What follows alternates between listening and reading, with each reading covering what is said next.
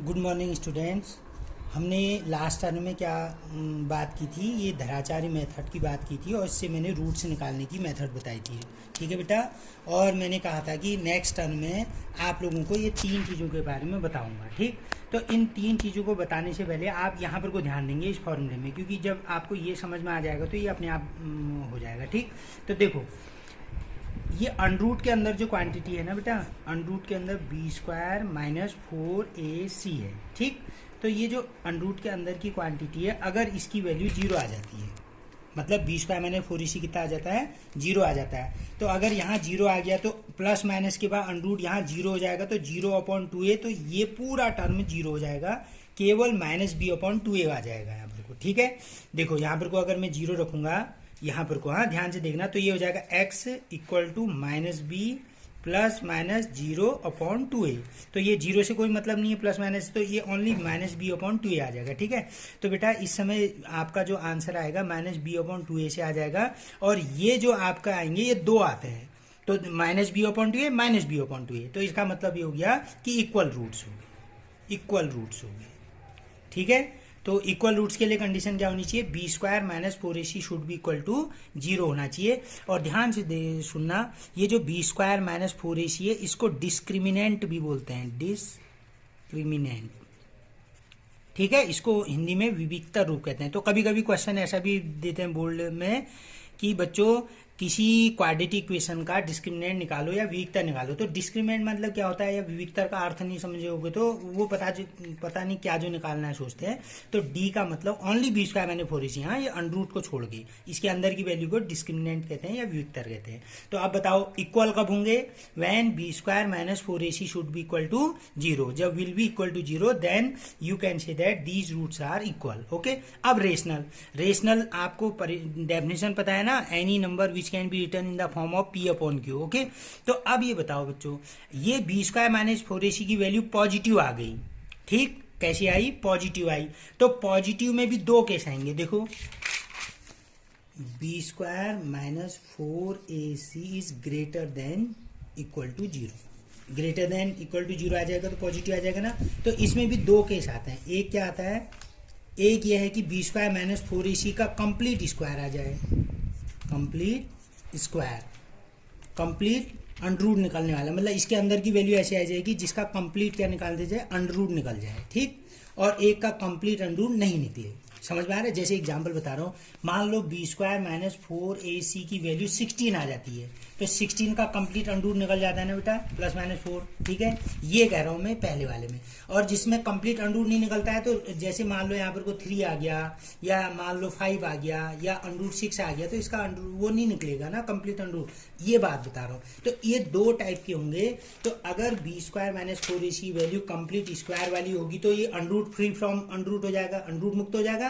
तो जो भी बी आएगा उसमें जो ये अंडररूट फ्री है इसको ऐड करके अपॉन 2a करेंगे, तो ये रियल भी आएगा और रेशनल नंबर भी आएगा। ठीक, तो क्या आएगा कि when B square minus 4ac complete under root वाला नंबर आ जाए तो क्या हो जाएगा, एक तो रियल होगा, रियल तो होगा, प्लस क्या होगा आपका, ये जो मैंने कहा था यहाँ पर को ना, रेशनल नंबर, रेशनल नंबर वाला होगा। कौन सा वाला होगा, रेशनल नंबर। ठीक है, समझ में आ रहा है।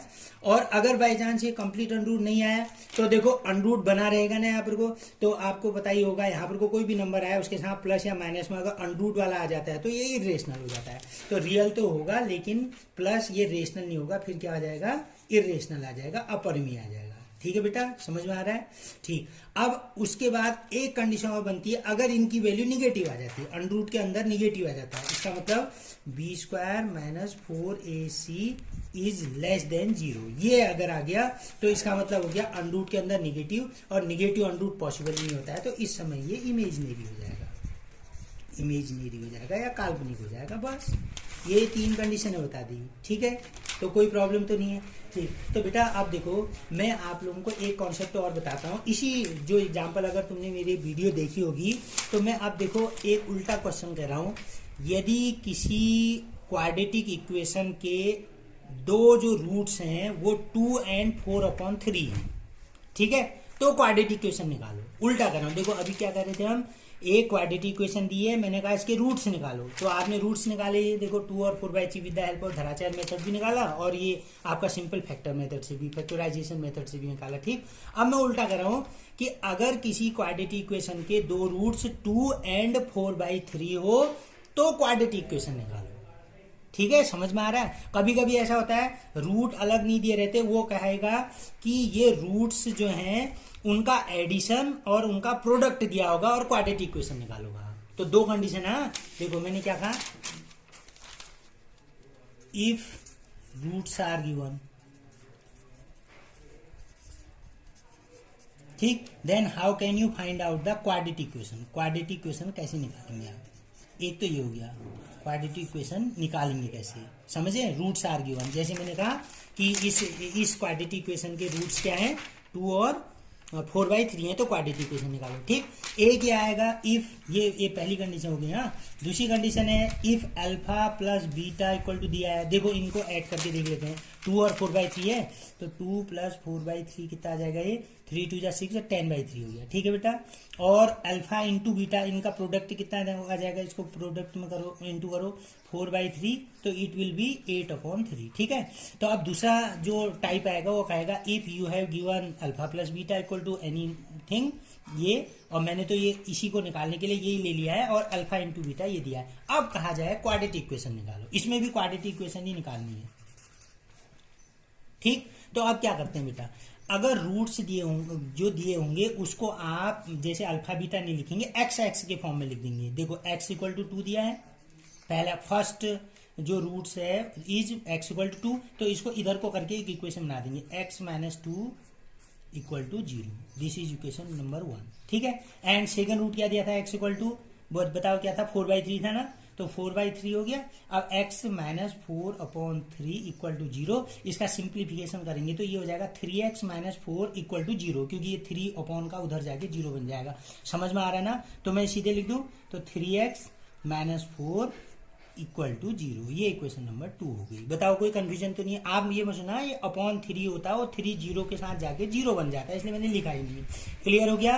तो रूट्स जब दिए रहते हैं तो पहले वो रूट्स को x से x करके लेते हैं, फिर इक्वेशन बना लेते हैं। अब इन दोनों की इक्वेशन की मल्टीप्लाई कर देंगे तो आंसर आ जाता है। तो मल्टीप्लाइंग 1 and 2, ठीक है, करूं तो देखो मल्टीप्लाइंग 1 and 2, तो देखो 1 and 2 क्या था, एक x - 2 है, एक ये है। हाँ, तो देखो x - 2 × 3x - 4 = 0, ये मल्टीप्लाई करके 0 कर दे। अब देखो करते हैं सॉल्व, कितना आता है, देखो पहले इससे करेंगे तो 3x², ठीक है, इससे कर लेंगे।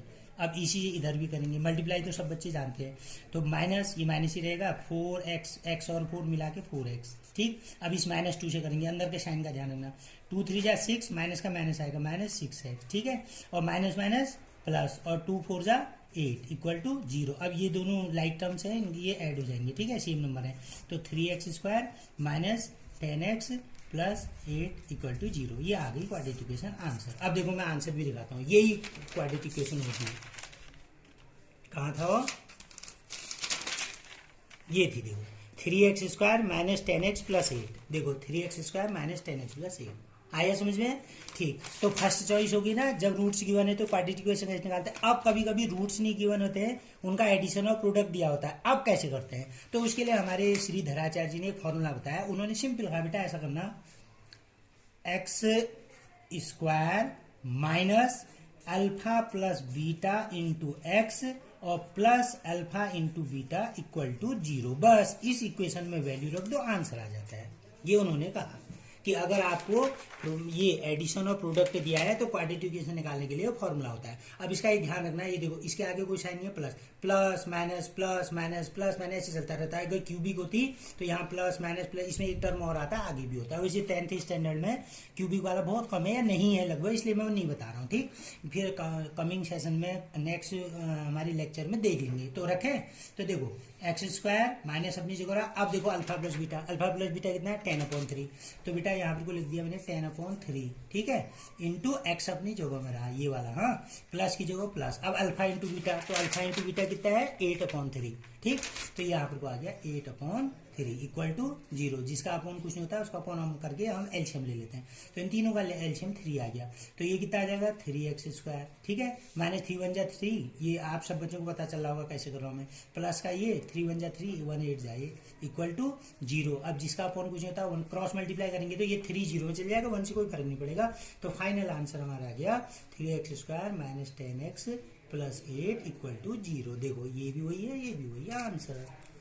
तो मैंने आज क्या बताया, समझ में आया कि अगर आपको रूट्स दिए हो तो क्वाड्रेटिक इक्वेशन कैसे निकलती है, और रूट्स, ये जो रूट्स दिए हैं मूल जिन्हें कहते हैं, उनका एडिशन और उनका प्रोडक्ट दिया हो तो फिर क्वाड्रेटिक इक्वेशन कैसे निकलती है। इसके लिए फॉर्मूला आपको लर्न करना पड़ेगा। बताओ आप कोई कंफ्यूजन है तो बताओ, ठीक है। तो बेटा अब नेक्स्ट सेशन में मैं आपको एक पॉलिनोमियल से दूसरे पॉलिनोमियल को डिवाइड कैसे करते हैं। जैसे x-2 लिखा है और यहाँ पर को लिख दिया मैंने x³ माइनस 3x² प्लस 4 लिख दिया। अब इसको डिवाइड कैसे करेंगे ये प्रोसेस बताऊंगा।